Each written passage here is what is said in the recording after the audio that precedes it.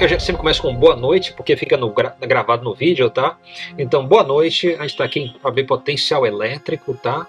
É a parte 2, é a continuação. Você pode pensar assim, a parte 1 a gente fez em cima de campo elétrico uniforme, e a parte 2 a gente fez em cima de... Deixa eu tirar a música aqui, tá uma massa, mas eu vou precisar tirar. Muito bem, então a parte 1 a gente fez em cima de campo elétrico uniforme, é a forma mais simples, e a parte 2 que a gente precisa fazer é em cima do campo elétrico de Coulomb. Então essa é muito importante também. Okay? Então são as duas formas que a gente vai abordar aí a eletrostática a nível de potencial elétrico. Itens aqui, a última aula está no YouTube, a audiência no YouTube está baixíssima, apontamentos, tudo você já falou, né? Vamos fechar potencial elétrico na aula de hoje, depois a capacitância, aí vem a primeira avaliação logo em seguida. Eu devo ter 1 ou 2 aulas de capacitância, então a gente está a menos de 2 semanas, talvez, provavelmente, de capacitância. Então, hoje eu tenho aula, fecho potencial elétrico, começo capacitância talvez, na aula, mas dá para fazer capacitância em 3 horários na próxima semana. Acho que fica melhor assim. Eu fecho potencial elétrico hoje, capacitância semana que vem e prova na semana seguinte. Fica acertado assim, tá? Semana 3 já está no GAVA, né, no ambiente de aprendizado virtual lá do Google Sala de Aula. Semanal 1 e 2 estão abertos agora, a gravação já foi começada, chamada a gente não precisa mais, a gente já está com todo mundo presente. Beleza. Tá bom? Então fica aí sua lista, tá, de obrigações para você fazer. Vai me dando um ok, cumprir isso, cumprir aquilo outro, vai me informando. Eu acho que isso é o mais importante. Eu saber do seu andamento, ok? Certo, pode deixar.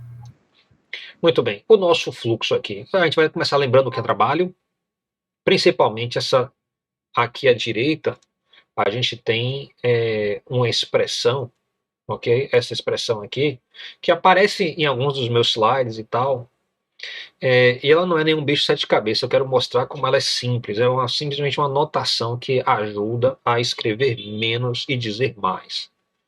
Terminar o exemplo da última semana, é a aplicação do quadrado da eletrostática ao campo elétrico uniforme. Então, eu deixei a questão em aberto, aí eu vou resolver hoje com você, tá? Para você ver como é que ela funciona. E depois aplicar o quadrado da eletrostática ao campo de Coulomb, ok? Muito bem. Então, para fazer isso aqui, note o seguinte: trabalho, por definição, ainda não é a definição completa, tá? Essas definições da física, é engraçado que elas são... É como se você estivesse olhando as ondas na praia. Vem uma onda pequena, depois vem uma onda maior, outra onda maior ainda. Então, as definições da física são assim. Você pode pensar que a maior onda que jamais venha é um conceito. É simplesmente um conceito abstrato, sem formulação matemática, simplesmente uma ideia. E quando a gente estuda, não dá para começar por esse conceito abrangente assim, a gente até que tenta um pouquinho, mas a gente vai aterrissar em alguma formulaçãozinha que tem uma equação para a gente poder estar vendo. E as equações são, a depender do seu nível, a equação vem de um jeito. Então, por exemplo, trabalho lá no ensino médio, o pessoal fala força vezes distância. Ok? Isso resolve. Depois a gente fala assim, olha, é a componente da força na direção do deslocamento que vai gerar o trabalho. Aí já mudou um pouquinho, já fica a componente da força na direção do trabalho. E mais tarde a gente vai dizer o seguinte, olha, e se a força não é constante?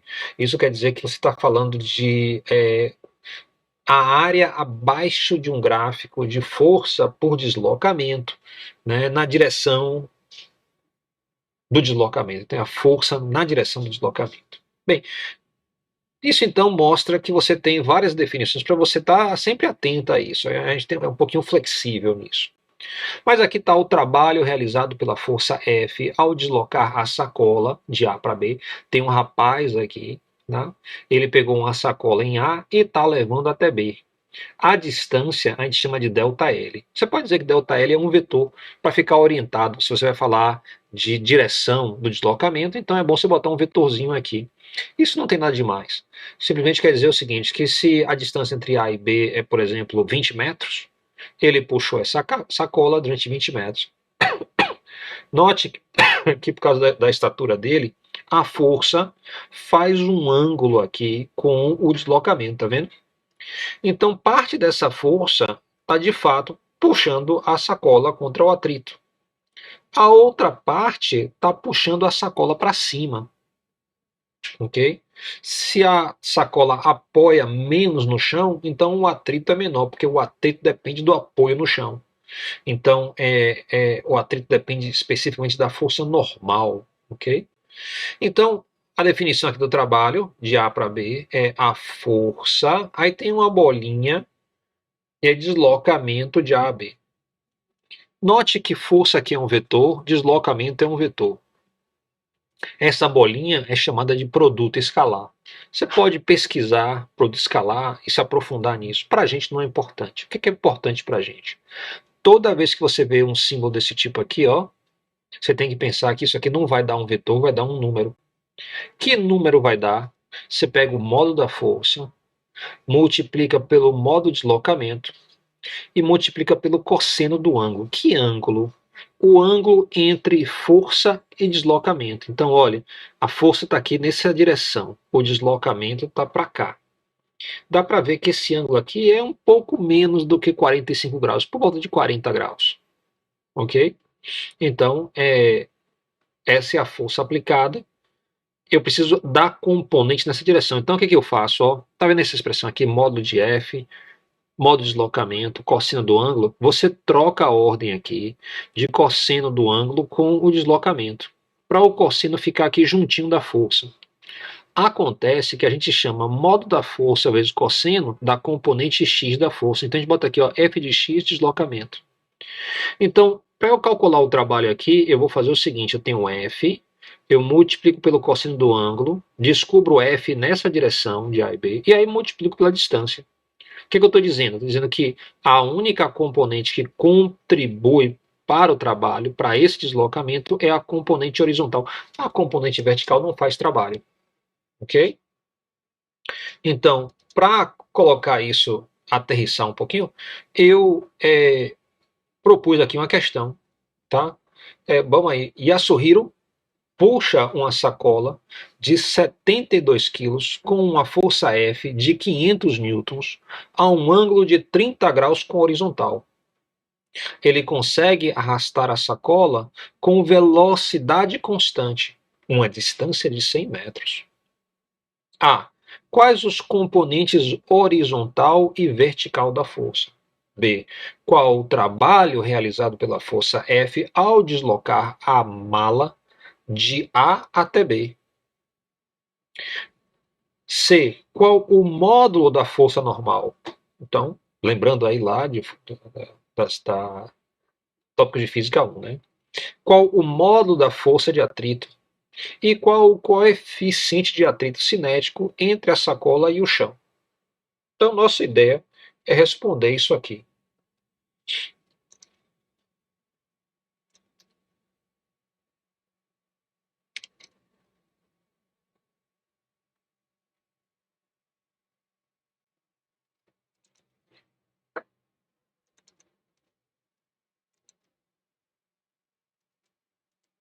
Se você quiser tentar fazer, você pode ir fazendo, viu? Tá certo.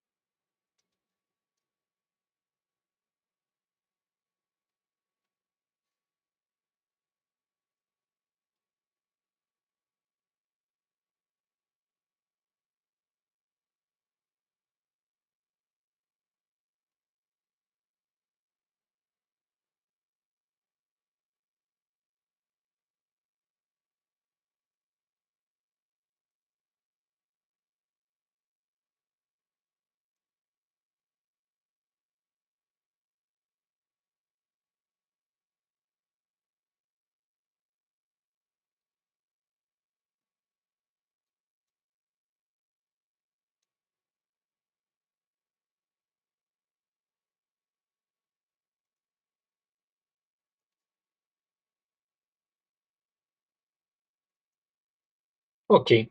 Você deve ter algo desse tipo aqui. Bora dar uma olhada aqui. Primeiro, você percebe que se você pensa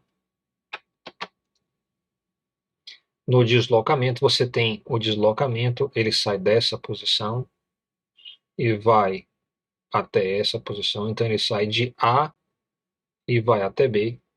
E você tem uma força aqui, F, e um ângulo aqui de 30 graus.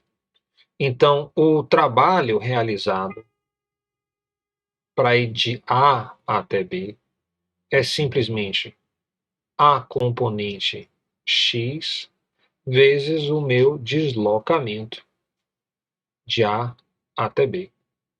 Então, o componente x, que é o que pede primeiro, então se você botar aqui A, eu vou precisar saber quem é f de x e f de y.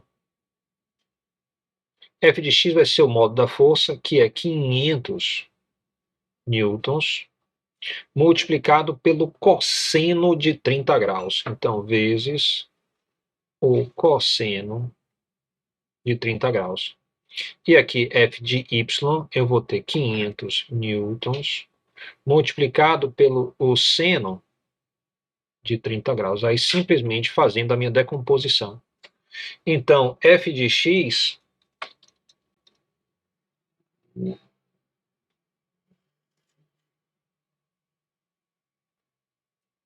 vai ficar assim, cosseno de 30 graus é raiz de 3 sobre 2. Estou até vendo onde é que está a minha calculadora aqui. Você pode usar a sua calculadora. E a gente vai ter 500 multiplicado pelo cosseno de 30 graus, que vai dar 433 newtons. 433 newtons. F de Y, sendo de 30 é 1 meio, vezes 500 vai dar 250 newtons. Então, se você vai calcular o trabalho, note que o trabalho aqui eu botei F de X, deslocamento de AB. F de X vai ser justamente, ó, deslocamento de AB aqui é todo em X, então vou botar um X aqui para lembrar, ó. Ele é só em. Qual é o deslocamento em Y? É zero. Então, se eu fosse calcular o trabalho na direção de Y, ia ser força de Y vezes o cosseno de 90 graus, aí vai dar zero. Então, não funciona muito, não. Bem, aí tá aí o seguinte: o trabalho de AB vai ficar assim: 433 newtons multiplicado pela distância percorrida. Então, a distância foi de 100 metros. Para um total de 3 zeros joule. 43.300 joules. Esse é o trabalho realizado aí, ao puxar a sacola. Ok? Então, a gente já fez aqui quais os componentes, a gente já fez qual o trabalho. Agora pede aqui qual é o módulo da força normal.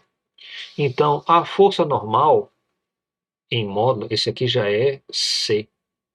O módulo da força normal é igual a força-peso, que é massa vezes gravidade, vezes o cosseno do ângulo entre a normal e a superfície. Eu vou colocar aqui um beta. Porque é o seguinte, está aqui a sacola. Tem a força-peso para baixo, a normal para cima. E o beta aqui é justamente a inclinação desse plano. Quando beta é igual a zero, cosseno aqui vai ser 1. E você vê que a normal é igual a força-peso, os dois são iguaizinhos. Então, o modo da força normal vai ser a massa vezes a gravidade, A massa aí é 72 quilos. E eu vou seguir aí o ensino médio, colocando G como sendo 10 metros por segundo ao quadrado. Se quiser fazer mais detalhes, você pode fazer depois. Só para simplificar. Então, isso vai dar 720 newtons. É o modo da força normal. Aí pergunta, qual é o coeficiente de atrito cinético entre a sacola e o chão? Ok? Bem, aí eu já tenho o que acontece. Isso é 720 newtons se não tem nenhum puxão aqui, tá vendo? Mas o cara tá puxando a sacola.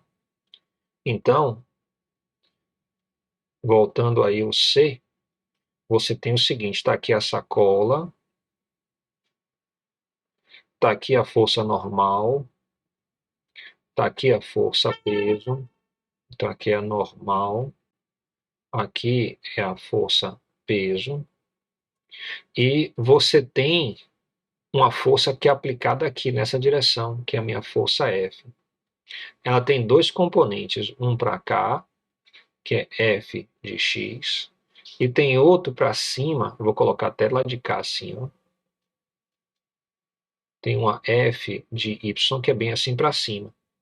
Então, se você olha na vertical eu tenho a normal para cima, então vou dizer que para cima é positivo. Então, tudo que está para cima é positivo, tudo que está para baixo é negativo. Então, mais normal menos a força peso mais a força y para cima, tudo isso tem que ser igual a zero, porque não está acelerando para cima ou para baixo. Aí você vai aqui pegar, descobrir quem é normal. A normal, então, vai ser justamente a força peso menos essa força y. Passei esses dois termos para o lado de cá, mudou o sinal, tá? Então, menos FP ficou mais FP, mais FY ficou menos FY, que passou para a direita. A força-peso, a gente já falou que tem que ser igual a 720 newtons. E Fy, se você lembrar aqui, ó, Fy foi justamente 250 newtons. Então, você tem menos 250 newtons. Para um total de, você vai ter aí 470, confere? Ou 720 menos 250 vai dar 470 certinho. 470 newtons. Então, veja o que acontece. Quando eu calculo a normal, só tendo a normal e a força-peso, a normal é 720 newtons. Quando eu calculo que eu estou puxando aqui com a força F, a normal vai para 470. Então, ela diminuiu. Ok? Isso quer dizer que se eu vou calcular o atrito, ó, eu tenho aqui D. Qual o modo da força de atrito? Então, a força de atrito, a FAT, vai ser μ vezes o tamanho da normal. Ok? Essa vai ser a força de atrito. Mas eu não sei ainda o meu coeficiente de atrito. Como é que eu vou saber isso? Eu não posso fazer isso, essa questão, D. Então, eu tenho que procurar outra forma de obter a força de atrito. O que é dado é que quando todas as forças atuam nesse objeto, ele anda a velocidade constante. Então, para frente, só tem a força X atuando. Para trás, tem a força de atrito. Então, eu sou obrigado a dizer, olha, tem outra forma de obter a força de atrito. A força de atrito tem que ser exatamente igual a F de x, porque a velocidade é constante. Então, a força de atrito vai ser igual a F de x. E se você lembrar aqui, ó, F de x foi exatamente 433 newtons. Então, a FAT tem que ser exatamente igual a 433 newtons. Então eu tenho a força de atrito. Muito bem, aí no item E, se você voltar aqui, ó, qual o coeficiente de atrito cinético entre a sacola e o chão? Eu então posso obter o coeficiente de atrito. O coeficiente de atrito vai vir justamente dessa equação. Então, a força de atrito vai ser igual a μ vezes a normal. De onde eu tiro que o μ vai ter que ser igual à força de atrito dividido pelo normal. Muito bem, a força de atrito a gente já tem. Ela foi igual a 470 a... Essa aqui é a normal. Então a força de atrito é 433 newtons. Então, tem força de atrito é 433 newtons. E a normal vai ser justamente 470 newtons. Normal é 470 newtons. Fazendo a conta aí, então eu vou ter 433 dividido por 470, que vai dar então um coeficiente de atrito igual a 0,92. Isso é adimensional. Então aí você entende por que, que o rapaz está fazendo tanto esforço para puxar a sacola. Porque o coeficiente de atrito é altíssimo. Ele precisa botar rodinha nessa sacola. Então, nosso amigo aí, o Yasuhiro,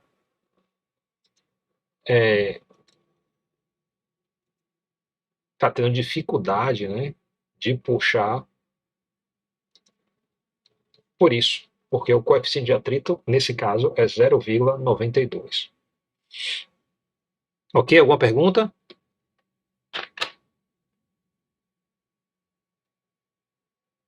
Não, prof. Ok. Tá, isso aí foi para revisar o que é trabalho, como é que se calcula, né? A gente entrou um pouquinho em força de atrito, ok? Então a gente lembrou um pouquinho os conceitos lá da tópicos de Física 1. Porque a gente vai precisar aqui. Lembre o seguinte, ó, que aqui é o meu quadro de representações. Eu tenho 4 representações para a eletrostática. Eu também já mostrei na aula passada que tem 4 representações lá para mecânica. Na mecânica, a gente pode falar das coisas em termos de, por exemplo, força, tá? A gente pode falar as coisas em termos de, então, por exemplo, força-peso. Aí você pode também falar sobre o trabalho realizado pela força-peso, aí já é outra descrição. Você também pode falar sobre, olha, tem um campo gravitacional, então essa é outra descrição. Ou você pode dizer que a coisa está muito alta ou muito baixa, isso é outra descrição. Né? Então a gente falou um pouco sobre isso. Eu recomendo aí reassistir essa aula. Essa aula tenta organizar, é a aula passada, tenta organizar na sua cabeça um mapa do relevo que a gente está vendo, em termos de conhecimento. Todas as questões da eletrostática, tá, são ou é uma questão que dá as cargas e pede para você achar o campo, ou seja, achar aqui, ó, o canto esquerdo de baixo, entrar bem aqui, ó, nessa sequência, ou é para você, a partir de uma nuvenzinha dessa, chegar em outra nuvem. Todos os problemas se resumem a isso. Ela dá informação sobre uma nuvem e fala, chegue para outra nuvem. Ou seja, isso aqui é justamente o mapa da eletrostática. Na situação mais simples, que é o campo elétrico uniforme. Vamos agora ver aqui. Então, campo elétrico é igual uniforme entre duas placas. Esse campo específico vai ser a densidade de carga sobre epsilon zero. A densidade é carga sobre área. Ok? E este campo elétrico vai lhe dar um número. Então, vai ter um número aqui dentro. Todos os lugares vai dar o mesmo número. Então, não importa se está mais para perto da placa positiva ou mais perto da placa negativa, sempre dá o mesmo valor. Isso é característico das armaduras paralelas. Agora, se você perceber aqui dentro o campo elétrico desenhado, isso já entrega tudo. Porque as linhas estão para a direita e elas são paralelas. Isso quer dizer que o campo elétrico é uniforme. Lembre que linha de campo é assim: onde está mais próxima, o campo é mais alto. Onde está mais esparso, o campo elétrico é mais fraco. Ok? Então, se você souber o campo elétrico, tá? Você pode, por exemplo, colocar uma pequena carga aqui dentro, ela vai sofrer uma força. Se você botar uma carga positiva, ela vai ser empurrada para a direita. Se você botar uma carga negativa, ela vai ser empurrada para a esquerda. Porque a placa da esquerda é positiva, a placa da direita é negativa. Então, vai dar é, é, essa situação de força que eu descrevi. Muito bem. Então, o campo elétrico é um número. Se você coloca uma carga ali dentro, você vai ter então o seguinte: a carga vezes o campo vai lhe dar força sobre essa carga. Bem, se essa carga sofre uma força, você pode calcular o trabalho. E a razão que eu revisei o trabalho é porque o trabalho aparece bem aqui, ó. Então, quando eu vejo essa expressão, o que é que eu vou entender? Eu vou entender trabalho de A até B vai ser o componente da força na direção do deslocamento, um multiplicado pelo outro. Para obter o componente da força, eu sempre pego o módulo da força e multiplico pelo cosseno do ângulo entre a força e o deslocamento. Aí eu vou ter o componente. Foi justamente a revisão que a gente fez agora. Bem, com esse trabalho realizado, né, eu posso então, ó, falar sobre a descrição de variação de energia potencial. Eu posso dizer, se a carga está na esquerda e o campo elétrico realiza o trabalho, ou seja, a força elétrica realiza o trabalho, tá? Vai ter uma variação de energia potencial. Como se o trabalho é positivo, a variação é negativa, isso quer dizer que se o trabalho é positivo, a energia potencial diminui. De fato, se você botar uma bolinha aqui positiva perto dessa placa positiva, ela vai ser empurrada para a direita. Conforme ela vai andando para a direita, a energia potencial dela vai diminuindo. E ela vai ganhando, se ela estiver livre, vai ganhar energia cinética. Ok? Bem, aí, se você quiser pensar em termos da descrição de diferença de potencial elétrico, aí isso é massa. Porque você pode começar a pensar em um relevo. Isso ajuda a gente, então, a imaginar esse campo elétrico invisível. É um campo que a gente não consegue enxergar, a gente não tem cheiro. Ele, às vezes, levanta o cabelo da nossa mão, mas só isso. Ok? Então, se você começar a imaginar que o relevo do potencial da tensão é maior, né, é mais alto, próximo a uma placa positiva, e mais baixo, perto de uma placa negativa, você pode começar a imaginar que tem uma rampa aqui, ó, como eu desenhei aqui no desenho. Tem aqui em cinza, eu tentei mostrar uma rampa que é mais alta na esquerda e mais baixa na direita. Então você está olhando de cima, né? Então imagine que se eu botar uma bolinha aqui, ela vai querer descer a rampa e vai vir para cá para a direita. Isso é uma forma de você entender por que, que uma carga positiva espontaneamente sai, né, de uma região próxima à placa positiva e vai para a placa negativa. Ok? Você pode imaginar que ali tem, então, como se fosse uma ladeira para ela. Tem uma ladeira de verdade? Não, não tem. Não tem ladeira nenhuma. Mas na nossa imaginação, tá, no domínio do potencial elétrico, a gente imagina que tem uma ladeira. Então, se eu tenho uma variação de energia potencial, eu divido pela carga teste e eu vou ter a tensão, quantos volts tem entre uma placa e outra. Então, volts é você pensar assim que volts é como se fosse a altura na gravidade, lá quando a gente fala de gravitação, da gravidade local. Na gravidade local, quanto mais alto você está, maior é a queda. Então, quanto mais alto o potencial, maior a capacidade de você converter energia potencial em energia cinética. Então, potencial alto quer dizer que a bolinha está no alto, ela tem a capacidade de começar a se mover, transformar potencial em energia cinética. Bem, aí vamos dar uma olhada nisso aqui. Aparece aqui uma outra expressão aqui embaixo, ó. Ela é amiga da de cima. A única diferença entre as duas expressões aqui é que tem uma divisão pela carga teste. Eu pego a de cima, divido pela carga teste e aí me dá a de baixo. Se você fizer com calma, você vai ver que é justamente isso. Por quê? Força dividido pela carga teste vai dar campo, ó. Então a força vira campo elétrico. E trabalho dividido pela carga teste vai dar diferença de potencial. Mas como aqui é menos que, vai dar um sinal menos aqui, ó. Isso é de propósito. Esse sinal menos aqui é o que vai dizer para a gente que o potencial é mais alto perto da placa positiva. Se não tivesse esse sinal menos, a gente ia ter que falar assim, o potencial é mais baixo perto da placa positiva. Isso ia tender a ficar esquisito na nossa cabeça. A gente prefere, na cabeça, pensar mais alto perto do potencial positivo. Não tem nenhum impacto isso não, né? É que nem, por exemplo, a questão das cargas, né? As cargas são positivas e negativas, mas a gente sempre pensa em termos da carga positiva, embora a gente saiba que quem se desloca na maioria das vezes é o elétron. A gente imagina que fosse uma carga positiva. Também não tem nenhum impacto em nossas contas. Muito bem. Então tá aqui, ó, eu tenho uma imagem que eu mostrei na última aula.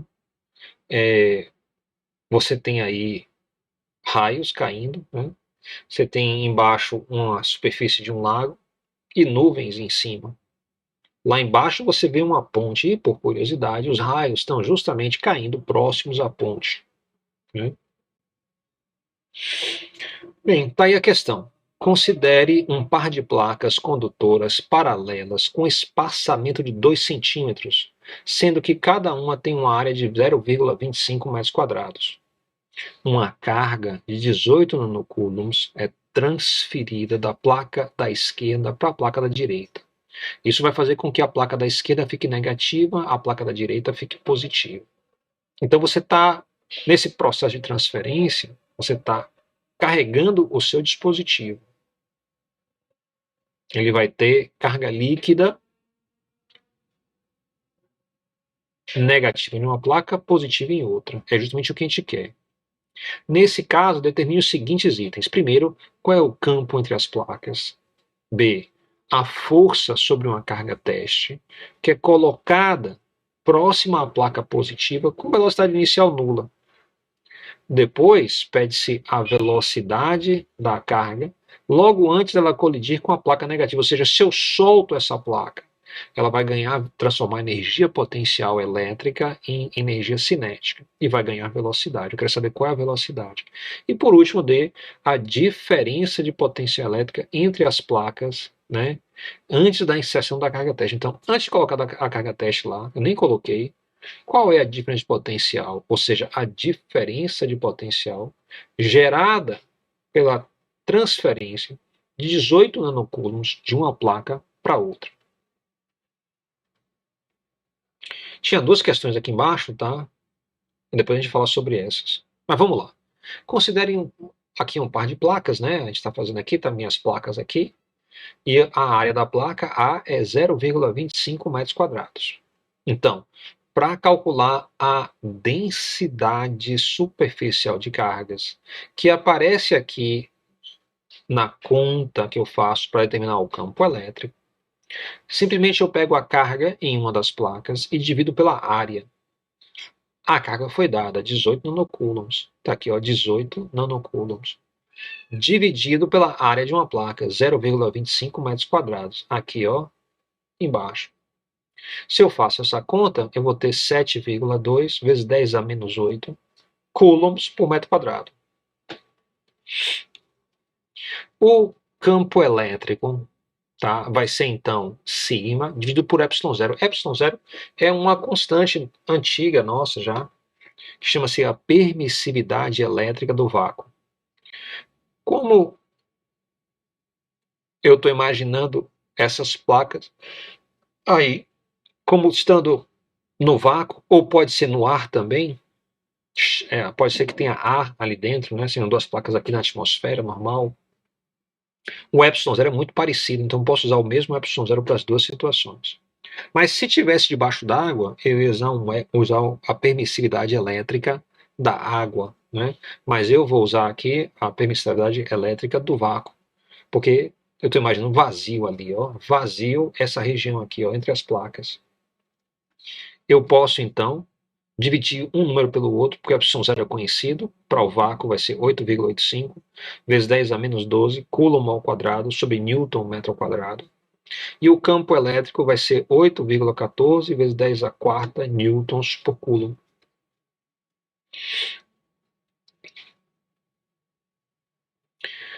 Muito bem, então eu guardei o campo elétrico, deu esse valor aqui, 8,14 vezes 10 a quarta newtons por coulomb, e eu vou dizer então que o B, a força sobre uma carga teste que é colocada dentro do campo. Então a gente sabe que a força sobre uma carga sempre é a carga multiplicada pelo valor do campo naquela posição. Lembre que esse campo é um campo elétrico de origem externa, ou seja, são outras cargas fontes que geram esse campo. Então eu tenho o valor aqui em cima, 8,14, coloquei aqui, multipliquei pelo valor da carga teste, que é dado na questão. Então a carga teste é dado bem aqui, 1,5 nanocoulombs, nano 10 a menos 9. Eu faço a multiplicação e dá 1,22 vezes 10 a menos 4 newtons. Isso quer dizer então que é uma força bem pequenininha, mas só que a massa dessa carga é bem pequena. Ok? Então, como a massa é pequena, qualquer força pode provocar uma aceleração significativa nela. Vamos lá, então. Guardei esse número aqui. Agora, eu quero a aceleração da carga. É o que para poder obter a velocidade logo antes de colidir. Então, meu plano é obter primeiro a aceleração. A lei de Newton fala que a aceleração é força sobre massa, a minha força aí é a força elétrica. A massa da carga é dada aqui, então eu tenho força elétrica sobre massa, como eu falei, você faz a divisão aqui, vai dar 4,07 vezes 10 a quinta metros por segundo ao quadrado.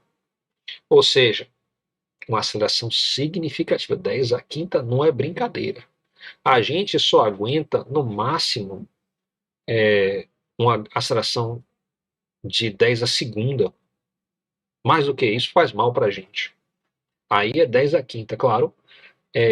Um elétron, um próton, uma carga pequena assim, material, não vai sofrer nenhum tipo de lesão, né? Porque não é biológico.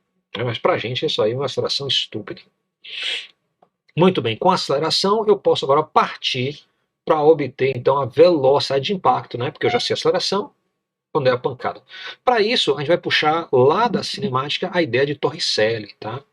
Então, se a gente busca aí a equação de Torricelli, a equação de Torricelli diz o seguinte: 2 vezes a aceleração vezes o deslocamento vai ser igual à diferença entre o quadrado das velocidades inicial e final. Então, eu posso aí fazer essa conta, né? 2 vezes a aceleração, a velocidade inicial é nula, foi dada pela questão. Se eu isolo a velocidade agora, a velocidade vai ser a raiz quadrada de 2 vezes a aceleração vezes a variação em x. Eu posso então substituir os valores, porque eu já tenho aqui a aceleração, está bem aqui. A distância percorrida é 2 centímetros, como dado no enunciado. E se eu tiro a raiz desse produto, isso vai dar 126 metros por segundo. Ou seja, a carga estava parada e rapidamente ela desenvolveu uma velocidade significativa de 126 metros por segundo. Eu posso guardar esse valor e posso partir para resolver a parte D, que é a diferença de potência elétrica entre as placas. Então, eu vou tomando como referência a placa negativa, ou seja, eu vou calcular aqui a diferença de potencial entre a placa negativa e a positiva. Eu poderia pegar a diferença de potencial entre a positiva e a negativa, mas eu vou escolher, porque isso é padrão, eu obter a diferença potencial entre a placa negativa e a positiva. Então, está aqui a minha equação. Está aí a equação. A equação me diz o seguinte: o tamanho do primeiro vezes o tamanho do segundo vezes o cosseno do ângulo entre os dois. Lembre aí que essa equação vem daquele quadrado, da parte de baixo, né? É justamente o que fica em cima da seta entre a descrição de campo e a descrição de potencial. Então, menos o modo do primeiro, modo do segundo, cosseno do ângulo. Ok, que ângulo é esse? Sempre é o ângulo entre esses dois primeiros aqui, ó. Então, é o ângulo entre o campo elétrico e o deslocamento. Então, o campo elétrico está aqui, ó, entre as placas. Você olha a setinha aqui e percebe que ele está para a direita. E o deslocamento? O deslocamento, pela minha proposta de conta, eu estou indo do negativo para o positivo. Então, eu vou sair da placa da esquerda e vou para a direita. Isso quer dizer que eu vou estar andando para a esquerda contra o campo elétrico. Contra, isso quer dizer um ângulo de 180 graus. Ou seja, eu tenho um ângulo de 180 graus. Cosseno de 180 é menos 1. Esse menos com menos de cá vai me dar então um valor positivo. Substituindo o campo elétrico e o deslocamento, que é 2 centímetros, tá? Isso vai dar então mais 1.628 volts. Ou seja, entre a placa negativa e a placa positiva, eu tenho 1.628 volts. Então eu posso imaginar que eu estou subindo uma ladeira, porque o potencial, né, permite essa interpretação. Se você pega uma carga e leva ela da esquerda para a direita, tá? Ela vai perdendo velocidade. Se é uma carga positiva e você pega da placa da direita e leva para a placa da esquerda, ela vai perdendo velocidade no caminho, porque ela está subindo ladeira. Ela vai querer voltar. Se você leva da esquerda para a direita, ela vai sozinha. É espontâneo, né, o movimento. Então, da esquerda para a direita, eu estou subindo ladeira. Da direita para a esquerda, eu estou. Então, da esquerda para da direita para a esquerda, eu estou subindo ladeira. Da esquerda para a direita, eu estou descendo a ladeira. Isso vai dar, então, ó, uma diferença potencial de 1.628 volts. Isso quer dizer, então, coloquei aqui, ó, se você vai da placa negativa para positiva, dá um valor positivo. Se você vai da positiva para negativa, tem que dar um valor negativo. Isso quer dizer o quê? Que se você pegar o multímetro para medir a tensão, se você botar a ponta de prova que sai da saída com, tá? Que é o comum, justamente na placa negativa, e você botar a outra ponta de prova na placa positiva, você vai ter uma leitura positiva. Se você trocar essas duas pontas de prova, aí você vai ter uma leitura negativa. Ok? Só isso. Alguma pergunta até aqui?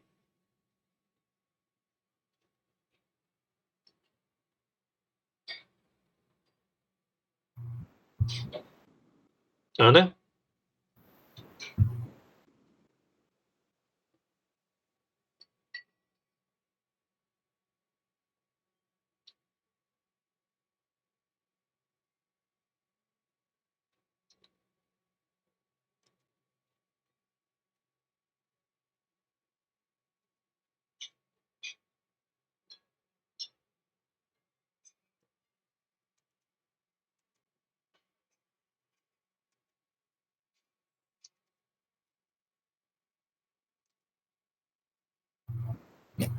Travou meu computador, professor, por isso que eu demorei de responder. Não, sem dúvidas. Entendi. Então, tá bom. Então, essa questão, ela é das questões mais simples que pode tratar a eletrostática. Então, é interessante que você saiba com muita facilidade esse material aqui dessa questão. Então, vamos adiante.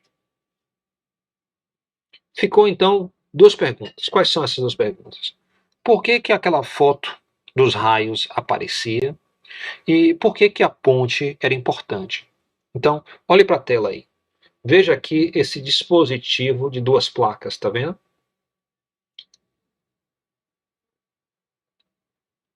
Quando eu tenho uma tempestade elétrica, isso está sinalizando que a superfície do lago está funcionando como uma placa e as nuvens aqui estão funcionando como uma outra placa.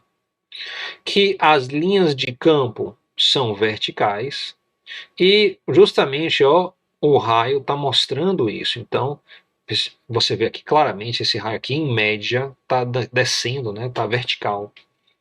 Então, isso é muito bom. Mas pergunta também por que que é importante essa ponte aqui. Então, veja o que acontece. Quando você tem essa placa aqui de baixo e você tem as linhas de campo descendo, tá? Isso quer dizer que na placa, se olhar a placa aqui, eu vou ter cargas elétricas na superfície. As cargas vão uma empurrar a outra, até que haja um certo equilíbrio e fique tudo estacionário. Então, você olha essa carga aqui, ó, ela está sendo empurrada pela carga da esquerda, empurra essa carga para a direita, e a carga da direita empurra essa carga para a esquerda. Ela fica, então, em uma posição de equilíbrio depois de um tempo. Isso é a condição da eletrostática. As cargas puxam, empurram, se movimentam até ficarem estacionárias. Quando ficarem estacionárias, assim, então aí a gente tem a eletrostática. Ok. Então aí note aí tudo equilibrado direitinho. Lembre que as linhas de campo vão morrer nas cargas negativas. Como embaixo eu tenho a placa vermelha e essa é a minha placa negativa, ó, então as cargas aqui, ó, são todas negativas, estão equispaçadas e as linhas de campo também estão equispaçadas. Cada uma dessas cargas vai receber uma linha de campo. Ok. Então, agora observe o que acontece quando eu tenho uma protuberância, tipo aquela ponte lá no fundo. Ok? Então, se você observa o que acontece com as cargas, tá? Agora você não tem mais um equilíbrio. Você tem cargas sendo empurradas, ok? De forma assimétrica. Então, isso vai fazer com que muitas cargas venham parar aqui, ó, na ponta. Elas vão se espremer aqui. Por que isso acontece? Observe, ó. Você vai ter um desequilíbrio de forças. Antes, todas as forças estavam equilibradas. Aqui não. Nessa pontinha, a carga da esquerda vai empurrar para a direita e para cima. A carga da direita vai empurrar para a esquerda e para cima. Então, essa carga da ponta vai estar sendo empurrada para um lado e para o outro. O que quer dizer que vai ter uma resultante para cima.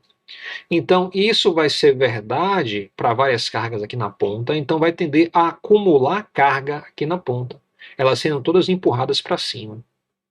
E se o ar permitir, tá, você vai ter o seguinte, as cargas vão ser, ó, empurradas para o espaço entre as placas. Então você vai ter tipo uma ejeção dessas cargas. Então, o que quer dizer o espaço entre as placas permitir? Nesse caso aqui, quer dizer o seguinte: se o ar ionizar e se tornar condutor, então aí você vai ter ejeção de carga da placa. O que é o ar se tornar condutor? Repare só. Se você olha as linhas antes, elas estavam equispaçadas. Aqui as linhas não estão mais equispaçadas e você verifica que elas estão mais densas nessa região aqui da ponta. As linhas estão mais densas. Isso quer dizer então que o campo elétrico aqui é mais intenso. Se você tiver uma molécula de ar aqui, tá? Essa molécula de ar vai ser puxada e empurrada por esse campo elétrico, ela vai ser esticada. Em um certo momento, pode ser que ela seja ionizada, ou seja, que ela seja puxada para cima e para baixo com tanta força que essa força consiga arrancar alguns elétrons do ar. Se isso acontecer, o ar se torna iônico e aí começa a ser condutor. E essas cargas aqui vão poder então entrar esse espaço. Quando isso acontece, ou seja, quando o ar se torna frágil para a penetração da corrente elétrica, ok? Então a gente fala que o meio entre as placas, que é dito um meio dielétrico, se rompeu, se quebrou. Meio dielétrico quer dizer o seguinte: o ar é não condutor. Então, enquanto ele é não condutor, ele é dito dielétrico. Quando tem uma ruptura do dielétrico, ele deixa de ser dielétrico e passa a ser condutor. Então, quando você vê esse raio aqui, tá? Você tem que imaginar que tem um tubo de plasma aqui, que é altamente condutor, e aí as cargas elétricas estão passando aqui por esse tubo. Claro, essa é uma ideia extremamente, é uma explicação extremamente simplificada do fenômeno do raio, né? O raio é bem mais complexo do que isso. Eu trouxe aqui um vídeo que vai tentar mostrar um pouco dessa complexidade. Então, dê uma olhada aqui nesse vídeo. Não tem áudio, então, infelizmente, é um vídeo científico, então o que é importante é justamente a imagem. Vá olhando, porque eu vou fazer algumas perguntas aí do que está acontecendo.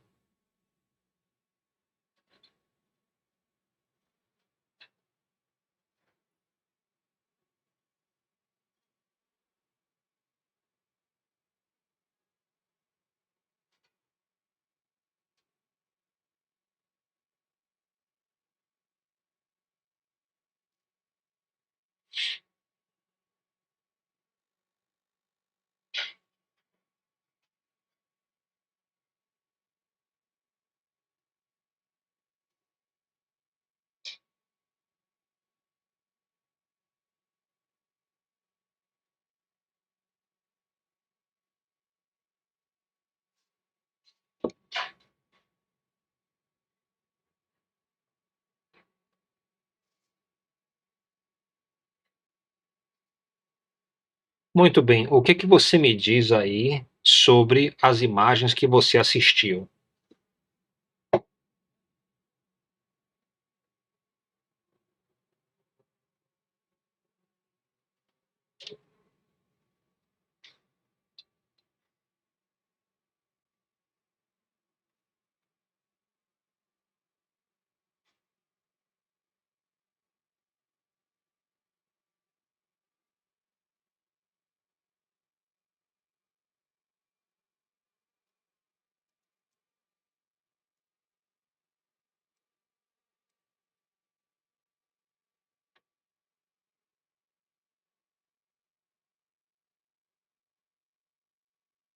Ana, cadê você?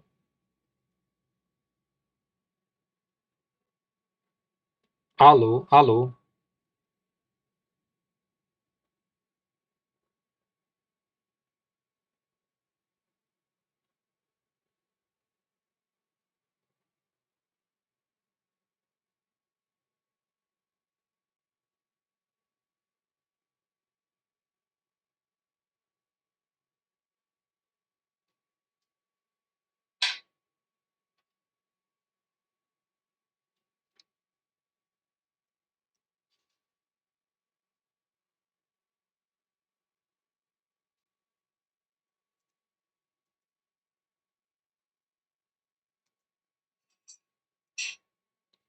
Ok, então eu estou imaginando o seguinte, que seu computador travou e que você vai poder assistir essa aula mais tarde no YouTube. Então eu vou continuar, tá? Bem, aí eu quero que você olhe essas imagens aí, depois me diga, comente o que é que você vê, me descreva como é que acontece esse fenômeno do raio, do disparo do raio elétrico, ok? Muito bem. Então eu vou falar agora sobre Coulomb e o quadrado, tá? Então, a gente tem aqui campo elétrico, força, variação de energia potencial e potencial elétrico. 4 descrições. A gente aplicou antes ao campo elétrico uniforme. Eu vou aplicar agora essas 4 descrições ao campo elétrico de Coulomb. A gente já tem uma certa experiência, então a gente já fez parte disso. A gente nunca organizou dessa forma. Então vamos dar uma olhada aqui como é que isso é feito. Primeiro, quando eu tenho uma única carga fonte, o campo elétrico dessa forma, a gente chama esse campo do campo elétrico de Coulomb, é o campo de uma única carga, e o campo elétrico de Coulomb tem esse formato. A gente fala que esse é o campo elétrico fundamental da natureza, porque na natureza existem cargas positivas e negativas, o próton e o elétron, e todos os outros campos elétricos, a partir de configurações de cargas, são construídos a partir da superposição dos campos de cargas individuais, como essa aqui. Inclusive, o campo elétrico uniforme é feito da superposição de vários campos desse tipo. Muito bem. Então, a descrição de campo é essa aqui, que a gente já trabalhou aqui em sala de aula. A gente vai colocar o campo elétrico nesse espaçozinho aqui. E a gente sabe o seguinte, sabendo o campo elétrico, se eu colocar uma carga teste dentro desse campo, eu sei calcular a força sobre a carga teste. Então, se eu coloco uma pequena carga aqui, tá? Ela vai sofrer uma força, a força é para a direita, e eu posso dizer que o módulo da força vai ser o valor da carga vezes o campo elétrico. Então, para eu ir de campo elétrico para força, eu simplesmente multiplico pelo valor da carga que coloquei no campo, nesse caso a minha carga teste. Muito bem. Então, ó, a força vai ficar então K, Q0Q, sobre R ao quadrado. Ok? Note que eu estou usando aqui a origem bem no centro da carga. Estou dizendo então que a minha carga teste está a uma distância R. Ok? Agora vamos calcular aqui o trabalho realizado ao deslocar a carga teste de um ponto A até um ponto B. O trabalho de A até B vai ser igual a, como a força aqui vai mudando de posição, tá aqui, ó, a própria expressão fala que a força cai com o quadrado da distância. Então, eu vou precisar usar a força média para esse percurso, multiplicado pela distância entre a posição A e a posição B, multiplicado pelo cosseno do ângulo entre a força média e o deslocamento. Aquela mesma ideia do trabalho, né, de calcular o trabalho. Muito bem. Então, isso vai me dar a força média, a distância RB, menos a distância RA, que vai ser justamente o deslocamento, multiplicado pelo cosseno de 0 graus. Oi, Ana. Eu reparei que você tinha caído. Minha internet caiu. Aí eu fiquei sem saber o que fazer. A minha decisão foi continuar a aula para você poder reassistir no vídeo. Mas como você voltou, eu vou voltar um pouquinho para a gente estar visitando, tá? Então, tá bom.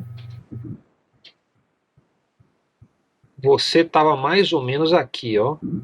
Sim, foi. Quando você caiu. Você tinha falado alguma coisa. Eu estava basicamente aqui, ó. A gente terminou esse problema aqui, tá? E a pergunta fica aqui: por que essa foto está aqui, tá? Por que aquela foto dos raios está? Então, se você olhar aqui nas minhas placas, olha o que acontece, ó.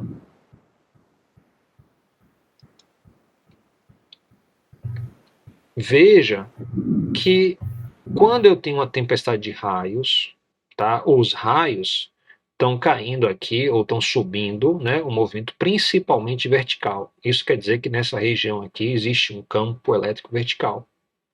Esse campo elétrico, então, existe no espaço. Então é como se a superfície do lago fosse uma placa e a parte de baixo das nuvens fosse a outra placa. E aí você tem as linhas de campo aqui, ó, mostrando aqui todas as linhas de campo dessa região.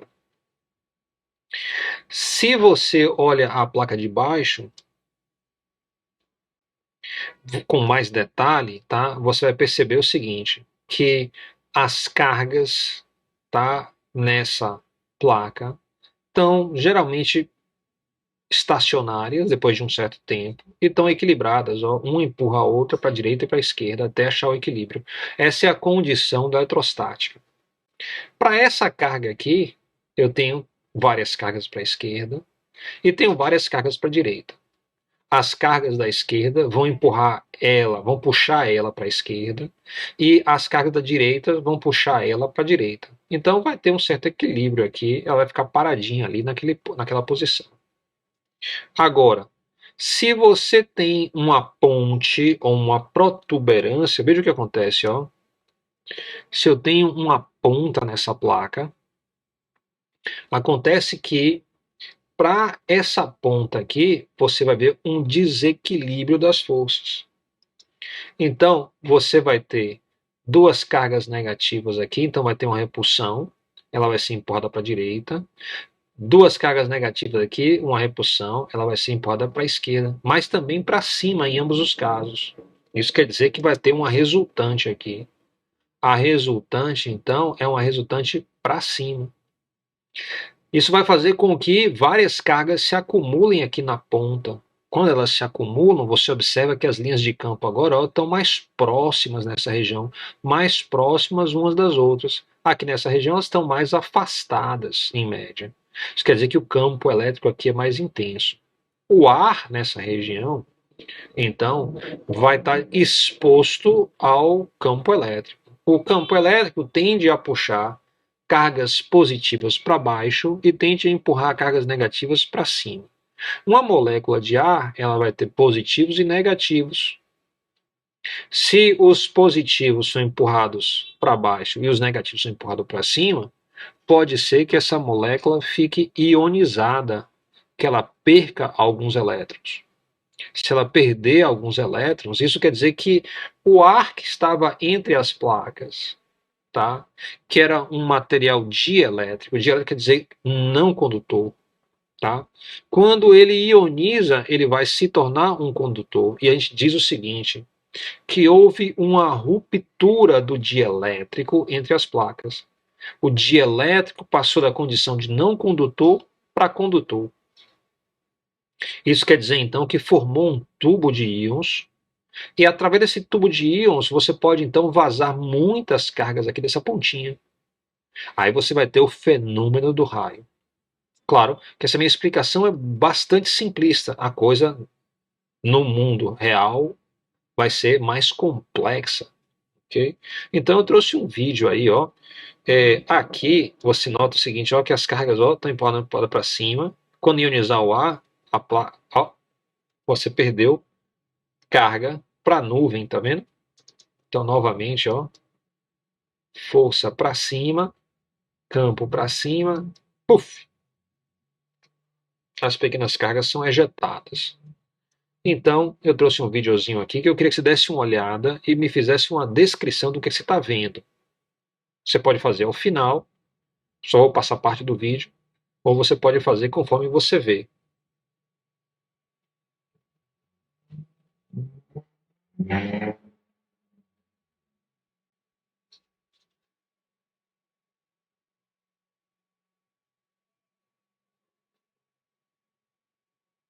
Não tem áudio não, tá?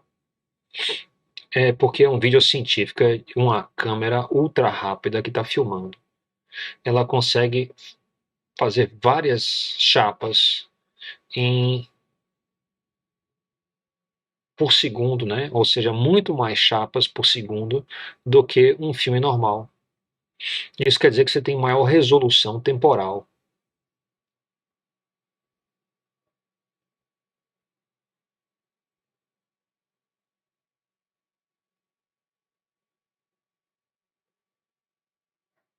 O que é que você me diz do raio aí?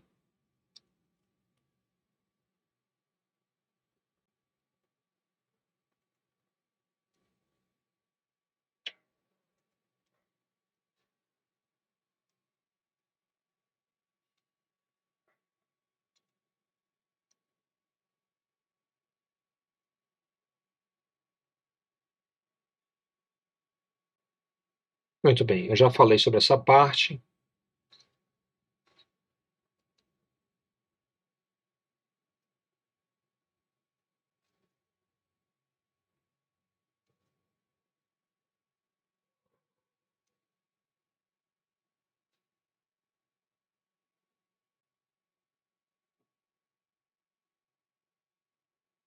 Aqui, eu estava bem nesse ponto aqui. Então, eu tenho que calcular a força média. Note que a força em A, ela vai ser um vetor força grande, porque eu tenho, ó, uma distância pequena. Então, no denominador menor, vai fazer um resultado maior. Quando eu estou aqui em B, o vetor força já é menor. Houve uma diminuição do vetor força. Isso quer dizer, então, que a força aqui é menor. E a força média, como é que eu calculo? A gente podia mostrar esse resultado, a gente não vai fazer isso, mas a força média é dada justamente, ó, por essa expressão. Note que no denominador aparece, em vez de RA ao quadrado ou RB ao quadrado, aparece justamente RA vezes RB. Aqui eu simplesmente digo que RA e RB de fato vai estar entre R ao quadrado, RA vezes RB vai estar entre RA ao quadrado e RB ao quadrado. Muito bem. Então aí eu tenho a força média, tá? Faço a conta usando a força média. E eu vou ter, então, este resultado aqui para o trabalho realizado. Se você diz que esse trabalho realizado é menos a variação de energia potencial, você consegue, através aqui da análise aqui das duas expressões, dizer o seguinte, que a energia potencial tem que ter a seguinte cara, K, Q0, Q sobre R. É justamente esse valor que eu vou colocar aqui nessa nuvem. Essa expressão diz o seguinte, essa é a energia potencial elétrica armazenada em um par de cargas, Q maiúsculo e Q0, distantes entre si por R. Ou seja, eu tenho uma certa quantidade de energia armazenada nesse par de cargas. Coloco a energia potencial aqui em cima. Muito bem.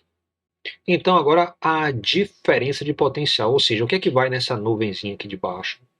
Eu coloquei o multímetro aqui, botei uma ponta de prova em A, essa aqui é a porta com, e outra ponta de prova em B.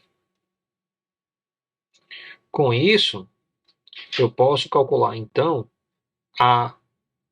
vou pegar a variação. Se eu calculei o trabalho, já tenho isso, está aqui em cima.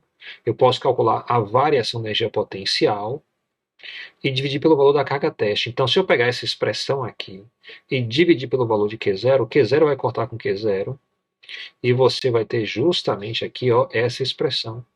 O potencial elétrico vai ser K vezes Q sobre R. É essa expressão aqui que eu vou colocar aqui nessa nuvenzinha. Então, agora eu tenho um quadrado da eletrostática completo para a lei de Coulomb.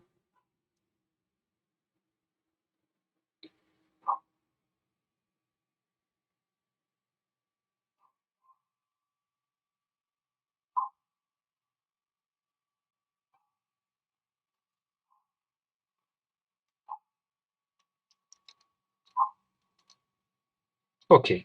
Então, algumas observações sobre esse quadrado aqui. Observe. Se duas partículas estão muito longe, elas estão livres, pois se essa energia potencial aqui, ó, se você faz com que R tenda a ser muito grande, essa expressão aqui vai a zero, ou seja, duas cargas que estão muito longe uma da outra não têm mais energia potencial armazenada, elas estão livres. O referencial do potencial elétrico se encontra em R tendendo a infinito. Então, onde é que está o zero do potencial elétrico? Bem, quando a gente falou sobre as placas, a gente colocou o zero na placa negativa. Então, a placa negativa, por convenção, era o nosso referencial. Aqui, como eu tenho uma única carga fonte, o referencial é escolhido lá no infinito. É onde o potencial elétrico vai ser nulo. Ou seja, se você pega essa expressão aqui e faz com que R cresça muito, o potencial vai a zero. Muito bem, é essa a questão que eu quero que você considere e traga resolvido para a próxima aula. Ela segue a estrutura do que a gente fez para o campo elétrico uniforme. Ok? Então, ela repete mais ou menos o caminhar que foi utilizado para a questão anterior.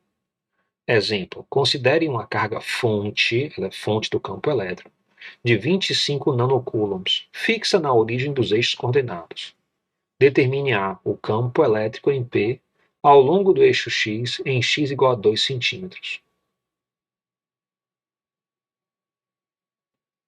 Deixa eu dar uma olhada aqui rapidinho.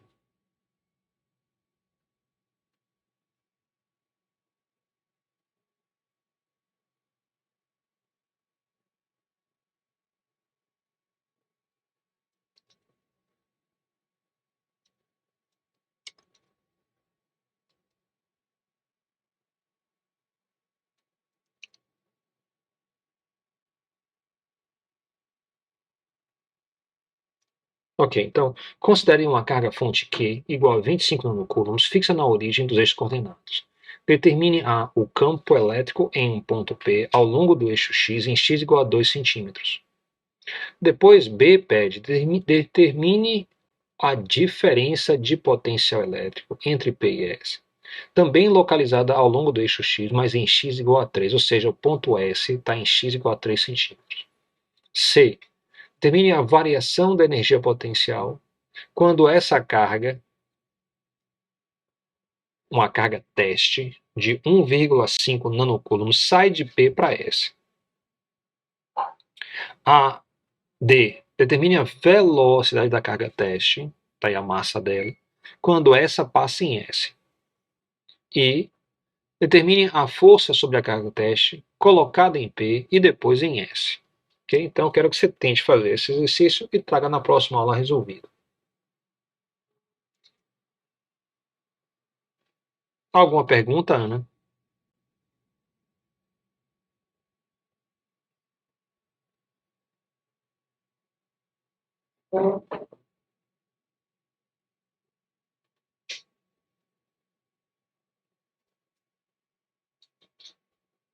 Cai.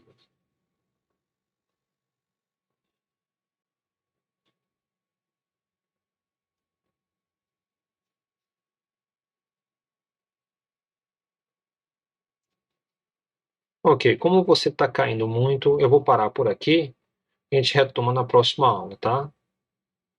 Boa noite, viu? Melhora essa conexão aí pra gente. Tchau, tchau.